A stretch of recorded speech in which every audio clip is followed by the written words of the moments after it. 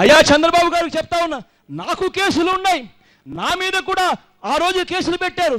ఆ రోజు కూడా నేను అధికారంలో ఉన్న సోనియా గాంధీ గారితోనే పోరాటం చేశాను. ఇదే చంద్రబాబు నాయుడు గారు, అదే కాంగ్రెస్, ఇద్దరు కలిసి నా మీద కేసులు పెట్టారు.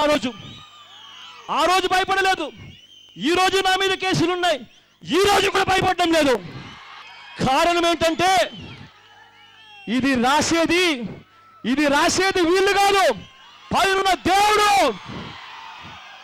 అందుకనే భయం లేదు నాకు.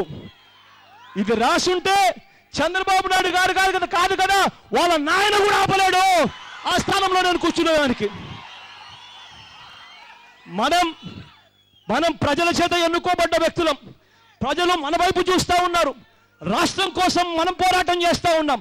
పోరాటం చేసేటప్పుడు మన వైపు ప్రజలు చూస్తూ ఉన్నప్పుడు ప్రజలకు మనం తోడుగా ఉన్నామా లేదా అన్నదే మనం మర్చిపోకూడని విషయం అని చెప్తా ఉన్నా.